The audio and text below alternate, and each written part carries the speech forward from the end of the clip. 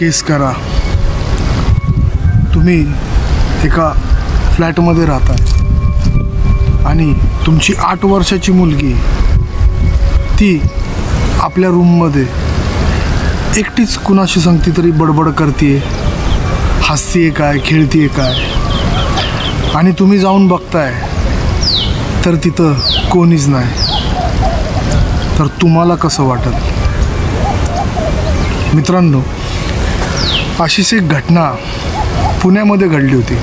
Pune camp एरियामध्ये ही घटना घडली होती. पुणे कॅम्पमध्ये एक सोसायटी आहे मित्रांनो. काही कारणामुळं आम्ही त्या सोसायटीचं नाव सांगू शकत नाही, कारण की काय प्रॉपर्टी इश्यू होतील. त्या सोसायटीमध्ये अशोक आणि निलिमा आणि त्यांची 8 वर्षाची मुलगी रोशनी, त्यांनी तो फ्लॅट रेंटनी घेतला आणि ते तिथं राहायला आले.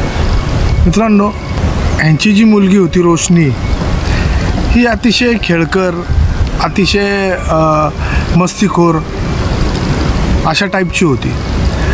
आता त्या ज्या फॅमिलीचा मेन होता अशोक हा पहिला मुंबईमध्ये राहत होता, पण त्याच्या जॉबची बदली झाल्यामुळं तो पुण्यामध्ये शिफ्ट झाला.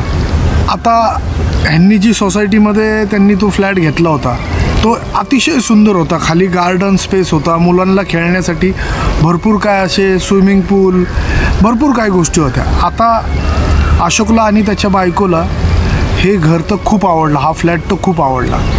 आणि त्यांची जी मुलगी होती रोशनी, ही एकदम म्हणजे त्यांनी तिच्या दृष्टीने विचार केला तर रोशनी इथे बोर होणार नाही, कारण की सगळ्यात जास्ती तर अशोकपेक्षा रोशनी आणि त्याच्या अशोकच्या बायकोलाच त्या फ्लॅटमध्ये राहायचं होतं. अशोक तो दिवसभर जॉबला जायचा, त्याच्यामुळं तिच्या दृष्टिकोनातनं विचार केला तर ती सोसायटी एक नंबर होती. आता हे इकडं शिफ्ट झाले, शिफ्ट होऊन 2च दिवस झाले होते, तर अशोक जॉबवरनं आला की त्याची जी मुलगी रोशनी होती तिच्याकडे बघायचं की ती एकटीच हसते, एकटीच खेळते. आता त्याला वाटलं की आता ही बरोबर ती आपल्या मूडमध्ये खेळत असेल, म्हणून त्यांनी तिच्याकडं काय दुर्लक्ष केलं. आणि हे 3 जण होते फॅमिली, हे अतिशय हॅप्पी होते, कारण की ती सोसायटीच तेवढी अट्रॅक्टिव्ह आणि कम्फर्ट होती. आता हे येऊन 4-5 दिवस झाले होते. आता यांनी सामान वगैरे सगळं शिफ्ट केलं होतं. तर एकदा अशोक संडेच्या दिवशी घरात बसला होता. तर तो जो फ्लॅट होता त्याच्यामध्ये 2 बेडरूम होते.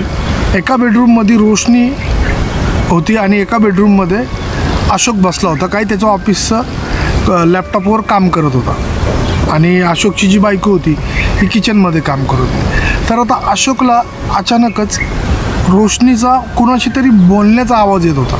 ती कुणाशी बोलते, तर त्याला सुरुवातीला असं वाटलं की ही आपल्या बायकोशी, तिच्या मम्मीशी बोलत असेल, त्यामुळं त्याने दुर्लक्ष केलं. पण नंतर जेव्हा रोशनी जोरजोरात हसायला लागली तेव्हा त्याला कळलं की ह्यांचा काय एवढा जोक झाला आहे आणि ही तर किचनमध्ये काम करते, ही कधी हिच्या इथं येऊन बसली.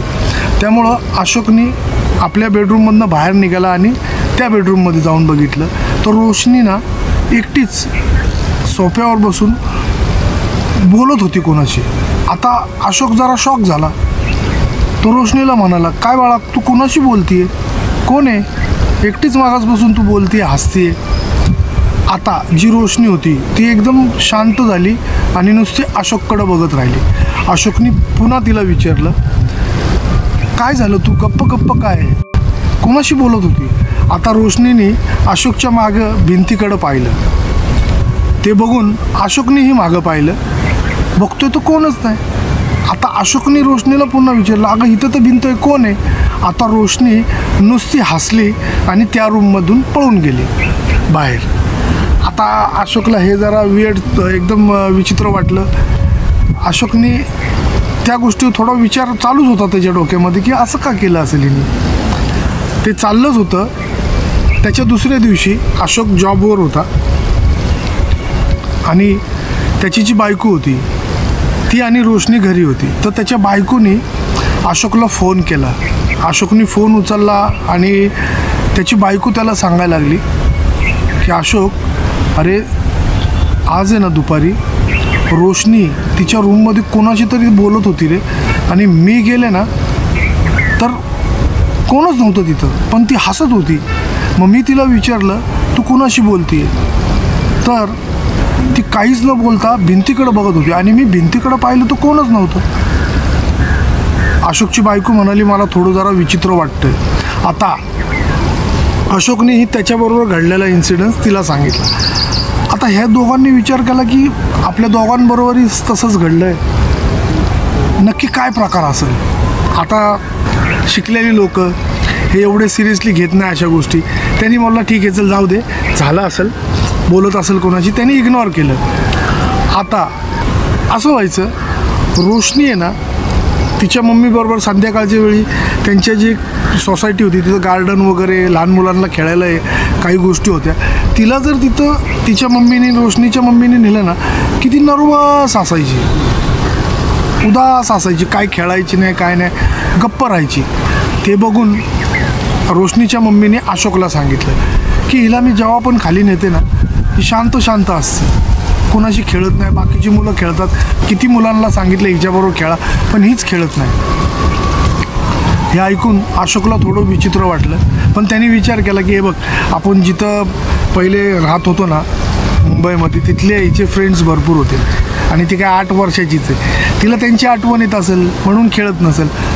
पण त्याच्या बायकोनी सांगितलं की पण नाही रे, खाली गेल्यावर ही शांत शांत राहती, कोणाशी बोलत नाही, काय नाही, नर्वस वाटते. जेव्हा ही घरात येते तेव्हा तिच्या बेडरूममध्ये जाऊन भरपूर हसती, खेळती, मला काही कळत नाही.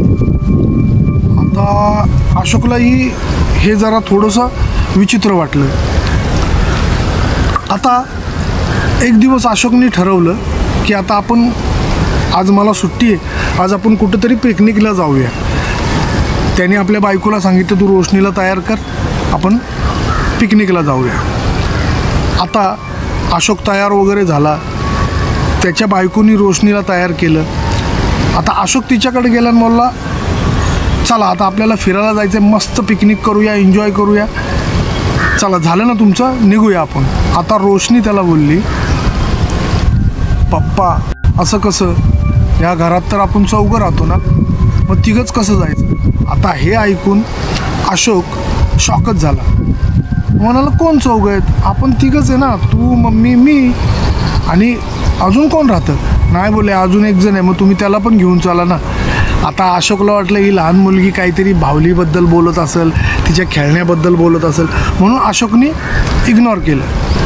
चल आता बोललं जाऊ ट्रिपला. आता ही ट्रिपला गेले त्यांच्या कारमधनं, पण आहे ना जी रोशनी होती ना ती खूप गप्प गप्प गप्प गप्प राहिली, म्हणजे कुणाशीच बोलत नव्हती, उदास. ते बघून अशोकला थोडंसं वेगळं वाटलं, तिच्या मम्मीला पण थोडंसं वेगळं वाटलं. आता हे तिथं गेल्यावर ह्यांनी रोशनीला ऑब्झर्व केलं की रोशनी एकदम नर्वस होती, काहीच म्हणजे कुठं कशातच इंटरेस्ट नाही. आता ह्यांची जी पिकनिकचा मूड होता तो तिथं गेल्यावर पूर्णपणे गेला होता. हे आता रोशनीकडेच बघत होते. आता हे पुन्हा घरी आले आणि रोशनीला ते दोघंजण मनामध्ये विचारच करत होते की ही अशी का करते आणि ही अशी का बोलते की आपण चौघंजण आहेत, ह्याचा विचारच करत होते. आता त्यांच्या कॉलनीमध्ये ते आले आणि रोशनी जशी गाडी थांबली तशी तिने गाडीचं गेट उघडलं आणि सरळ वर पळस सुटली. तिच्या मागं तिची मम्मी पण पळस गेली. आता अशोक गाडी लावत होता पार्किंगमध्ये, मम्मीने दार उघडलं. आता रोशनी तिच्या रूममध्ये गेली आणि एकदम हसायला लागली. हे बघून तिच्या मम्मीला शॉकच बसला. आता अशोक वर आला, तिने अशोकला सगळं सांगितलं की अशी वर आली आणि एकदम तिथं बघून हसायला लागली, खेळते काय, बॉल खेळते. ही सकाळपासून आपण एवढा अख्खा दिवस बाहेर होतो, ही एवढी शांत होती ना, आता कसं काय ही एवढे झाली. आता अशोकला थोडं वेगळंच वाटत होतं. आता रोशनीच्या मम्मी पप्पांनी विचार केला, अशोकने आणि त्याच्या बायकोने विचार केला काहीतरी आहे, ही एवढं बोलते ना की आपण ह्या घरामध्ये चौघं आहेत आणि आपण तिघंच कसं जायचं. तर ह्यांना थोडं डाऊट यायला लागला. आता या गोष्टीला 2च दिवस झाले होते. रात्रीची वेळ होती, अशोक जॉबवरून आला होता आणि रोशनी तिच्या बेडरूममध्ये झोपली होती आणि अशोकची जी बायको होती ती किचनमध्ये काम करत होती. अशोक त्याच्या रूममध्ये बसला होता. अचानकच त्याला किंचाळण्याचा आवाज आला रोशनीचा, म्हणून तो पळत पळत तिच्या रूममध्ये गेला. तर रोशनी अशा अवस्थेत होती की बेडवर बसली, अतिशय अशी घाबरली आहे ती आणि कुणाकडे तरी बघते आणि घाबरत घाबरत असं करते. ते बघून अशोक तिला म्हणाला, काय झालं, कोण आहे? ती काहीच बोलत नव्हती, नुसतं अशोककडं आणि त्याच्या बाजूला बघत होती. आता अशोकने तिच्याकडे पाहिलं तर तिच्या हातावर आहे ना वरखाडे होते, असे नखं लागली होती. अशोक तिला म्हणाला, काय झालं, तुला कुणी नखं मारली? तेवढ्यात अशोकची बायको पण आली, तिचा आवाज, अशोकचा आवाज ऐकून. ते दोघंजण तिला विचारते, तू का घाबरली? अशोकच्या बायकोनी तिला जवळ घेतलं, काय घाबरली तू आणि हाताला लागलं कसं?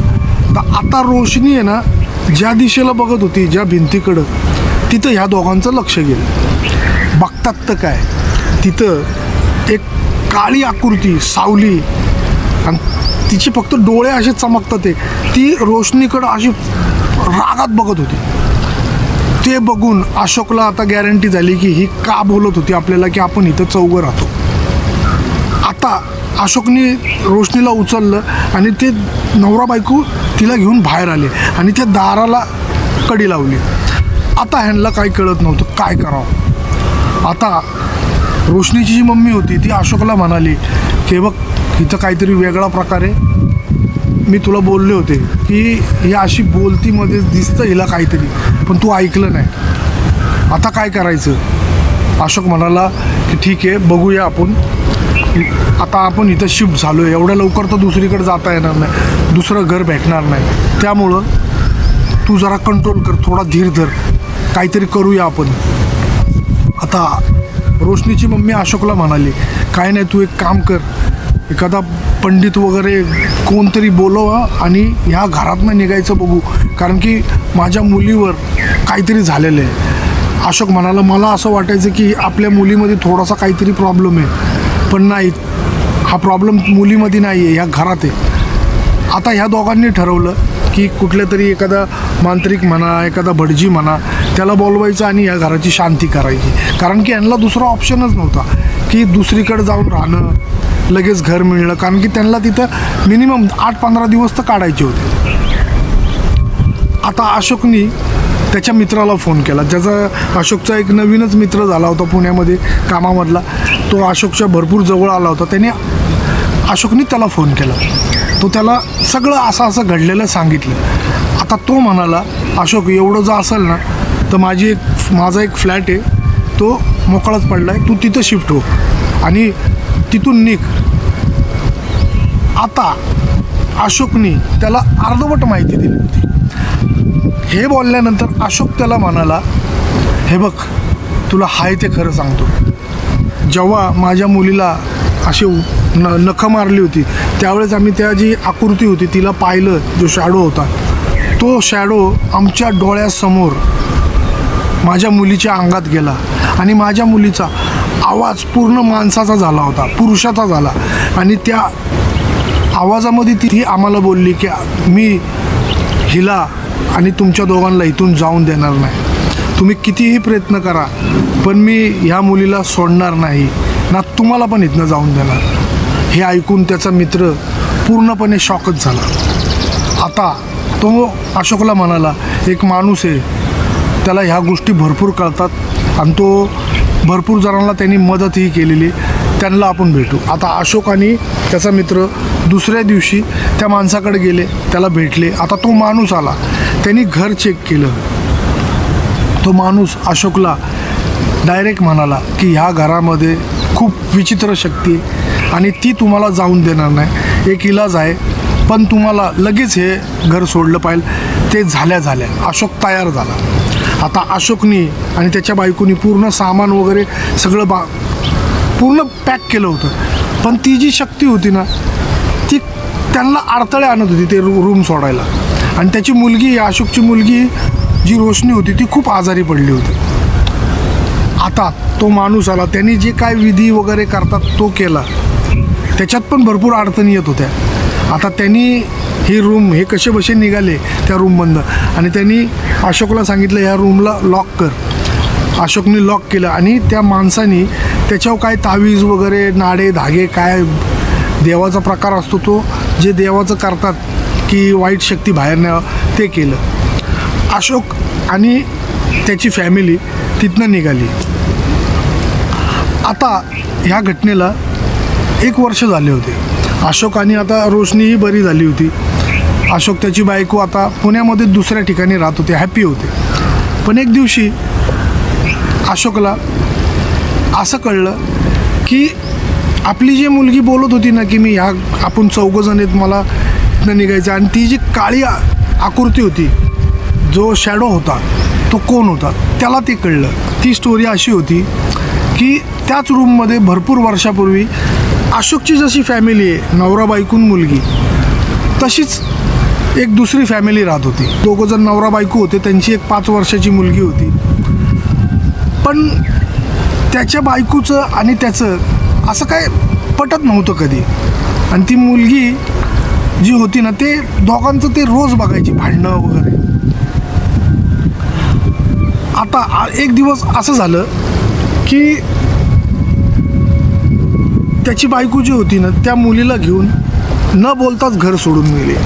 आणि तिचा जो नवरा होता त्याचं एवढं मुलीवर प्रेम होतं, एवढं प्रेम होतं की त्याची ती दुनियाच होती. त्याला ती सोडून गेली. आता ह्याला करमत नव्हतं. तो रोज म्हणजे प्रयत्न करत होता जगायचा कसा बसा मुलीशिवाय, पण तो कंटाळला की त्याला जगताच येत नव्हतं, एवढं तर त्याचं प्रेम होतं. म्हणून त्यांनी त्या रूममध्ये स्वतःला पेटवून घेतलं आणि तो तिथंच तडपडून मेला.